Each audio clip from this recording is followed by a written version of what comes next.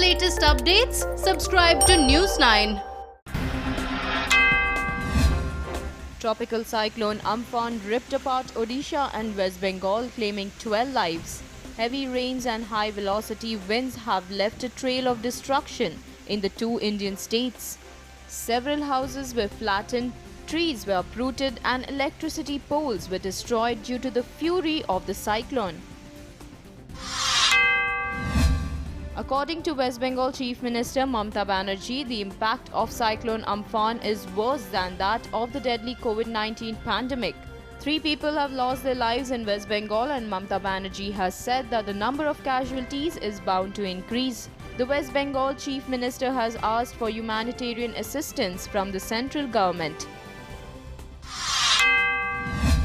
Prime Minister Narendra Modi has said that the decisions taken by the Union Cabinet on Wednesday were focused on the welfare of migrant workers, senior citizens, easier availability of credit, and harnessing opportunities in the fisheries sector. He also said the decision will be beneficial for several citizens. India's Aviation Regulator Directorate General of Civil Aviation has summoned a meeting with representatives of all airlines on Thursday in order to discuss the matter regarding the resumption of domestic civil air operations in a calibrated manner. Civil Aviation Minister Hardeep Puri on Wednesday announced that flight operations will resume from May 25th. The Union Ministry of Railways, after consulting the Ministry of Health and Family Welfare and the Ministry of Home Affairs, released the list of 200 trains that will start operation from June 1st. The Indian Railways said it will start operations of 200 passenger train services, and these trains will run from June.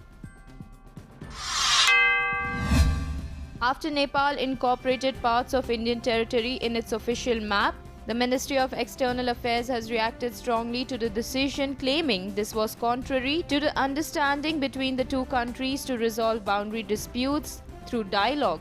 MEA has urged the Nepal government to respect India's consistent position on this matter. On Wednesday, 2 Border Security Force personnel were martyred in a militant attack on the outskirts of Srinagar. The martyred policemen have been identified as Constables Ziaul Haq and Rana Mondol. Air India Express 9244 carrying 184 passengers from Qatar's Doha arrived at Hyderabad International Airport. The passengers have been evacuated under the second phase of the Vande Bharat mission. The stranded Indian nationals across the globe are being brought back to their home country under Centre's Vande Bharat mission. Second batch of repatriation flight carrying 167 seafarers landed at the Goa International Airport from Italy late on Wednesday night. All passengers were seen wearing masks as a precautionary measure due to coronavirus pandemic. Earlier, the first batch of flight carrying 168 seafarers from Italy returned to Goa.